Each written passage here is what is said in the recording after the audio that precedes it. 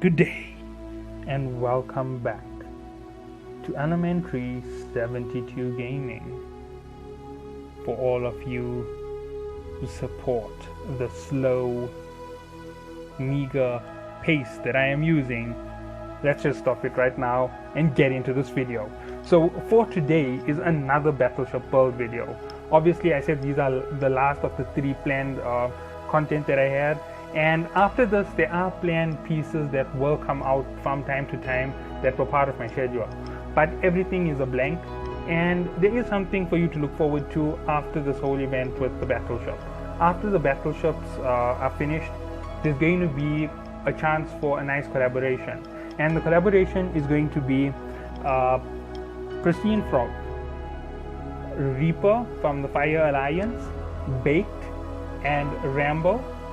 Now those 4 plus myself are going to collaborate on a series of videos that was actually going to be the original videos that I was going to collaborate with Randy on. I have officially left the Pandemic Corporation, so I'm out of Pandemic at the moment, and I'm heading up towards the next level of whatever I can do. So I hope that you all do come along with us and have enough fun with us when we start doing our videos. I'm expecting some of them to be rather chaotic. I expect all of the content creators to work together to do builds for each other. So we'll build for each other, we'll build to beat each other, and we'll build basically however it goes. So we're all going to be talking over each other. We're going to be making the best PvP ships we can, and I've made some limits. So there's 5 ships total. Each one of us are going to have one of the builds. So you're going to want to look at all of our channels to see the builds, and we're all going to have 5 battles basically. So we all have to keep 5 ships ready for this fight. All of them will have to be fitted exactly the same. So once we have done all of our builds, we'll just go through, we'll jump everything in, and we'll have everything set for our fights. So after we're done with the fights, the next thing that will follow after that is we're going to go through and we're going to collaborate across our videos. In the description of my video, you'll find a link to all of their channels when I do the collaborations, and obviously I'm expecting it to be the same. Now Rambo is a podcaster, so that's going to be a podcast. Baked is a Twitch streamer, so you can expect him to stream some of the combat live, and he might even take one of the builds live on his stream. So there will be a live streamed build, and the only way you're going to get it is to go to his channel and find that stream. So that's exactly what you're going to have to do. You're going to have to get on with our group. You're going to have some fun with us, and you're going to get to hear the chaos almost unfiltered, because the podcast is most likely going to have everything in there. You're going to hear whatever we go through, everything that is said and done, and at the end of the day we might even collaborate a little bit further to give each other a little bit of a style improvement. Like my channel needs a major style improvement. Next to Pristine Frog, my channel doesn't have any style. Next to Reaper, my thumbnails, if I do put up thumbnails, aren't even holding a candle to it. So I can learn a little bit from Reaper, I can learn a little bit from Pristine Frog. Pristine Frog might benefit something from me. I don't think he will. Reaper could also, but I don't think they will. As I'm saying, I think I'm the worst from the lot, the weakest of the lot of these content creators. So you're going to get some good content coming out of us, and we might even have other content creators as part of it. I'm still busy working on getting them all together. If we can get 5, then we have 5 videos that come out. We're going to have some fun. If we can get 10, then we have 10 videos that come out. And I'm planning something a little bit bigger, not 100%, not cemented as yet. I'm trying to hook somebody else into it, and if I do get the person into it, you're going to expect some crazy fun on the channel when it comes to this person helping out with the videos. Now I'm not saying who it is, but yeah, basically there's someone who I'm hoping to join. So let's get into this build video instead of talking about the collaboration. So we have the Typhoon. Now the Typhoon is one of the Minmatar battleships. To be honest, I am shocked that it doesn't have a boost to its recharge rate of shields. Minmatar is generally shield tanks. I've double checked it, it is a shield tank. And let's go through the breakdown. 2 drones, 7 weapon slots, 3 mid slots unlike the other ships, 6 low slots, and 3x3 in rigs. So this ship has 1 less slot overall. I don't know why it's 1 less, but we'll find out as we go through it. Now as for the bonus on the large missile operation bonus, minus 5% activation time that gives you faster firing with whatever weapon you use, and plus 5% explosion velocity, so you can hit smaller targets a lot harder. It helps you with fast targets, so ships that are very quick and very annoying, you're going to hit them, you're going to hurt them. Obviously, we know which is the best weapon to throw onto the ship. That's going to be your large missiles. So let's get into it and let's look at the rest. So as you can see, it has a 70,000 overall defense, almost 71,000. It has 146 meters per second, making it a really fast battleship. It's going to be able to maneuver on the field really, really well. This is likely the best missile platform you can use at current when it comes to the battleships. This is going to be your best for brawling. It has the speed bonus already. It has a nice amount of firepower to it. It has a nice amount of defense. You can see that it's a brawler. When you have brawler fleets, you're going to mix them with these ships for the front line. It's going to give you an amazing brawler fleet at the moment. Now T9 is live, so my builds are still going to be exactly as I planned them, but you might get a mastered series on them in about 2 or 3 weeks. The reason for the mastered series being 2 or 3 weeks is obviously the content has become more available. Okay, so there's about a 7,000 megawatt power grid on the ship and a 7,680 gigajoule capacitor. Now you need to remember them for what I'm about to put on the ship, and everything that goes on makes a big difference. Remember I said that these are primarily brawlers, and as such you're going to see that I'm not really favoring the micro warp drives. Although micro warp drives give you a massive speed bonus, they make these ships really, really tanky. They make them really, really fast at the same time, make them a big threat. But if you play them in the brawler position, like I'm expecting most of you to play them, they become real big liabilities with that setup. So let's get into the weapons and let's talk about the ship. Okay, so let's close all the smalls and the mediums. Now that is something you can do. I'm just remembering this right now. You could always mix your weapons on your ship. As big as the ship is, you could always throw on a set of medium missiles to add in for that brawler capability. But I wouldn't advise it because you have these big weapons that work perfectly for you. Okay, so rapid missiles are your first one. So let's look at the power grid. 477 megawatts. If you count this up with round up to 500 and you times it by 7, that's 3,500. You still have 3,500 left to build a ship. For every other build that I've made that keeps you stable, that includes throwing in Nosferatu and such items, plus there's still the bonus that will come from engineering, which you have to include in the ship to have it staying stable. So I'm not really worried about it if you went rapid. And obviously as we go down through these options, you're going to see that power changes a little bit in terms of how much you have, and engineering becomes more important. So looking at the second one, it is the large missiles, which is the preferred weapon type, and looking at it, it's 590 megawatts. So if you take this and you times it out by the number of 590 megawatts, take it up to 600, times it by 7, that's 4,200 megawatts. You have a smaller power grid remaining. You are now reliant on your research to actually boost up your ship to the final level. Now let me just be clear, at 7,000, when you break it down into the smaller parts, you only have about 1,700 being added to the ship, right? That's 25% extra power grid. That's exactly what you're getting from your research. In your standard level, you still have advanced to go through. So understand that's where you are if you are researching the battleships right now in T9 to use the ship. That's where you are. So I'm not going past 25%, because it's safer to say that you're only getting into it, because if you have a faction battleship, you likely have already researched everything and you don't have a reason to drop down to these lower class ships. You're running a rattlesnake, you have 20,000 extra overall HP on your ship. You have a total of 4 drones that have almost 4 times the firepower of any one of these ships in terms of capacity. Your missiles are boosted on that ship by default.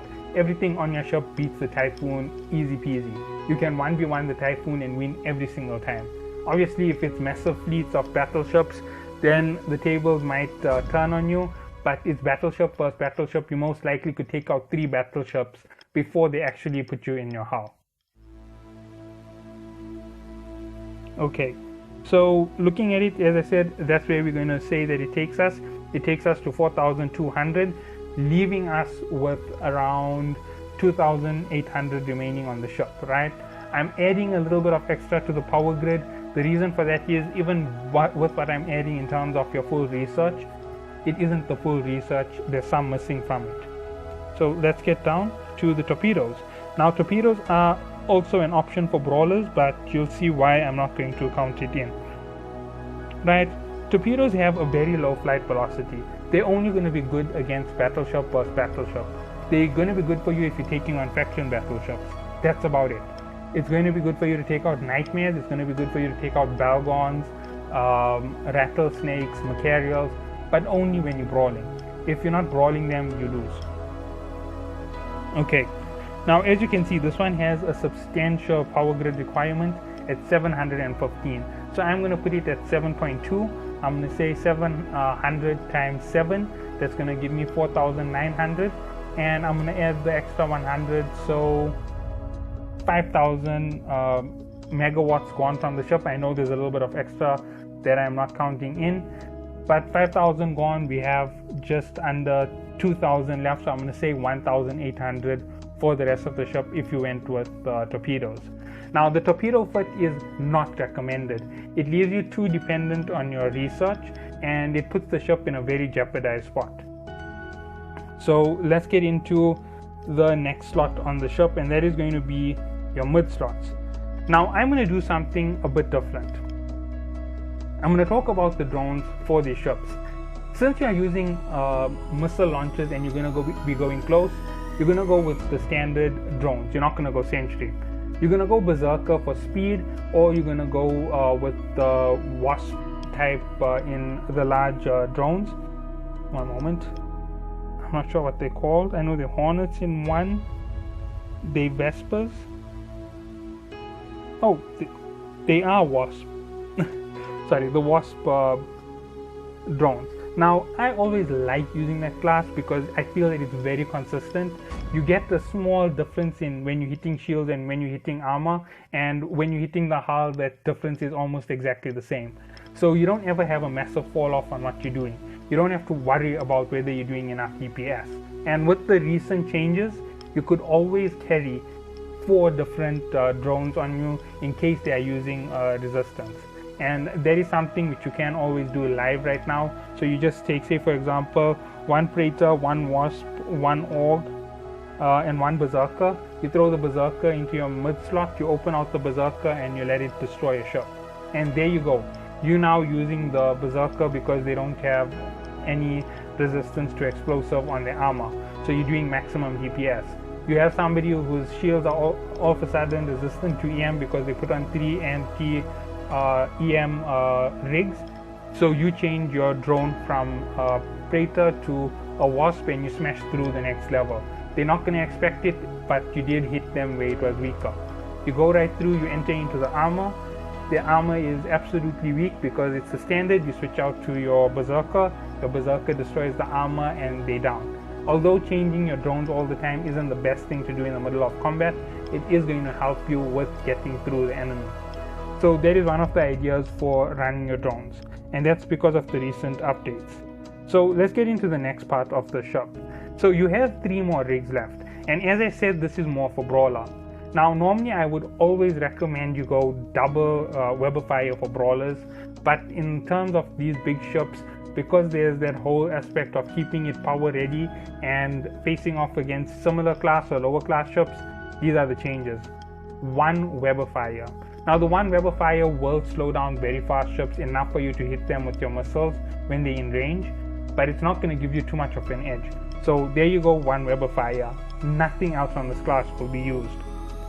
Now all 3 of the ships are going to be used in close combat.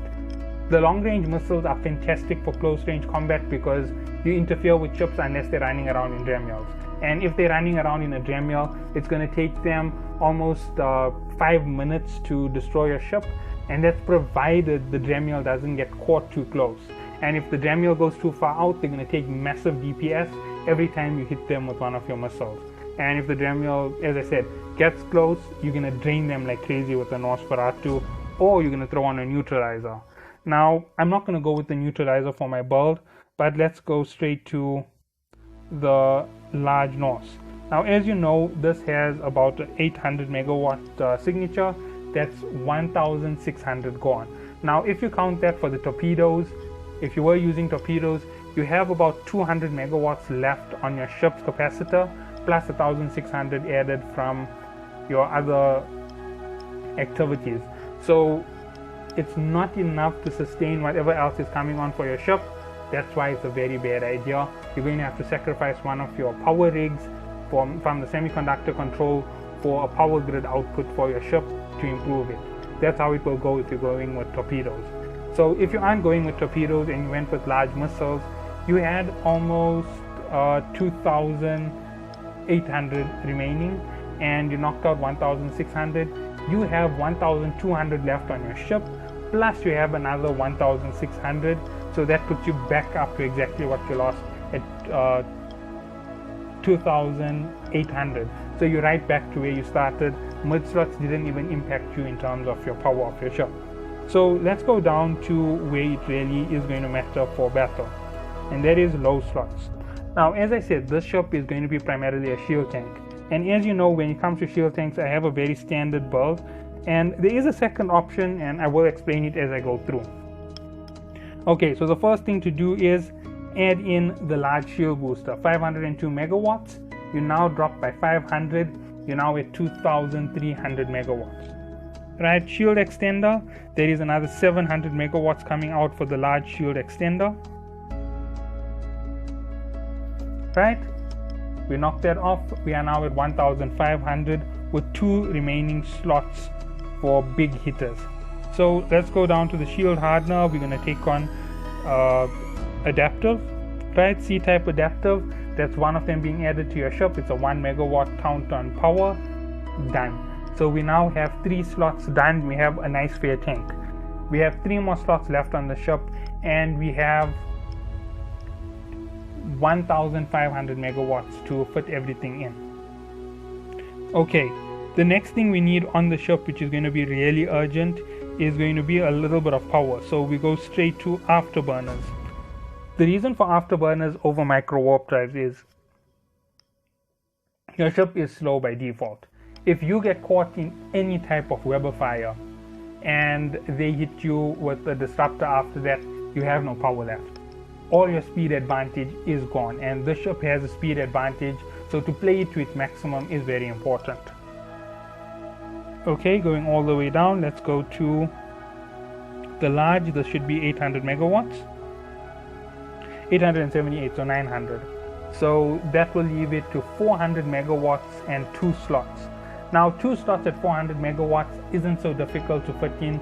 There's a lot of things you can do to improve the ship. And since it is a missile boat, you're going to go straight down to weapon upgrades. This is very unique, right?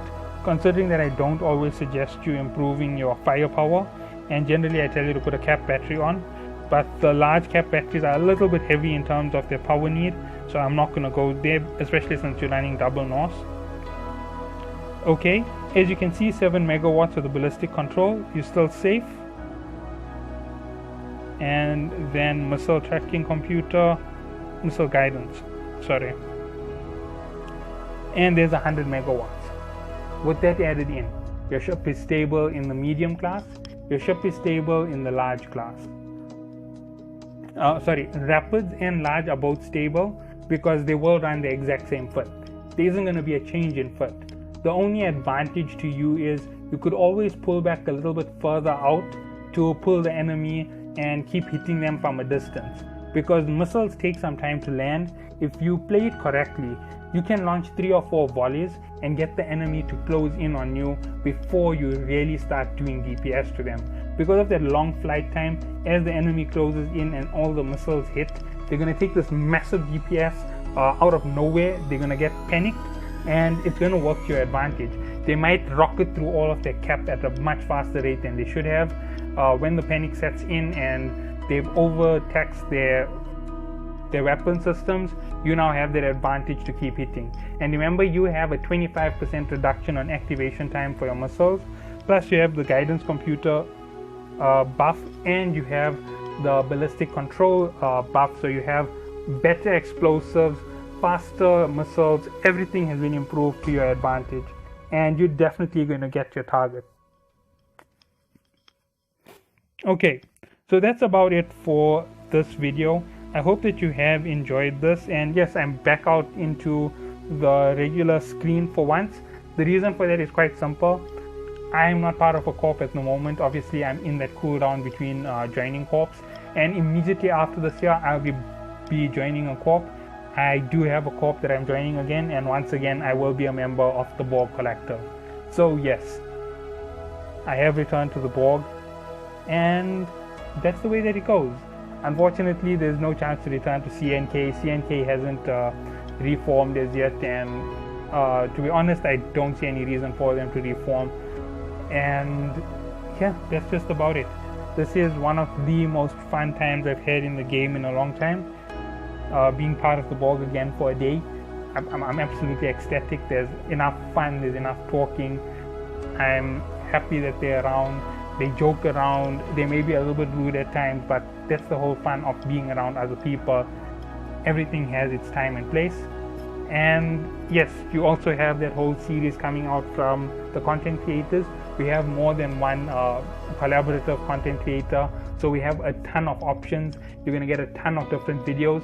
Fits can change depending on who participates. If everybody participates in 4 or 5 builds, you're going to get some really awesome builds. And say for example, we only have 2 in certain builds, you're going to get some lower class builds or some weird builds that you never expected, and that's what it's going to do. And when we start matching up for fights, there's no changing our builds to change up for the enemy. It's about who can make the best all-round PvP build, and that's how it's going to go. So we're just going to jump out of the station wherever we set up, and we're just going to obliterate each other with all of the firepower that we can actually use. So I'm hoping that everybody does jump into the stream from Baked when it does come out. If you're looking for him, you can go on to the EVE official Discord, look under content creators, you will find him as B8KED or B8KD. That is Baked. He's a Twitch streamer. You can have a look at his channel through his direct account. It's linked at the bottom. Then there's Pristine Frog. You will find him in the content, not the content creators, in the video log for YouTube in English. He is there. Reaper, you will find him in the video log as well. I haven't approached any of the other big names. Okay, I have approached some big names, I just haven't had any responses from them. We'll see how it goes. Maybe we'll start with these small collaborations, have some fun, and eventually in a month or so, who knows, we might get a lot more people in on some of these collaborations, have a ton of fun doing them, and we'll come up with something fantastic. The whole idea behind being a content creator at this point is to have that nice community feel, that fantastic atmosphere around you, and to be able to do things without having to have to worry about earning everything back to build it. So thank you so much to EVE Echoes for the content creator server. It is going to be a phenomenal asset to us during this time when the game goes through its worst period, and we are definitely going to try and give you more content from time to time. Every content creator is looking for something, and you might see that we're adding new games to our channels and so forth during this period. The whole idea is for us to explore new things. I have tested out about 12 other games in this period, and none of them match my profile. I'm not going to go and do a repeat of EVE with another game in a similar class. That's just not going to cut it for me. Star Trek, I wanted to go back to it, but I'm too far into the progression from where I was. It doesn't make sense for me to go back to the game. And that's just about it. That's what you're going to find. And let's see what comes out. Leave some suggestions. In case you're saying Marvel Strike Force, I've played it, I don't like it. Seven Deadly Sins cross, I'm not exactly what's the full name of it, but I played the Seven Deadly Sins game. Oh, let's see who it is. Okay, right, cool. So there's another content creator, he might be adding to the group. We'll see exactly what happens. So catch you all in the next one. Have a good day.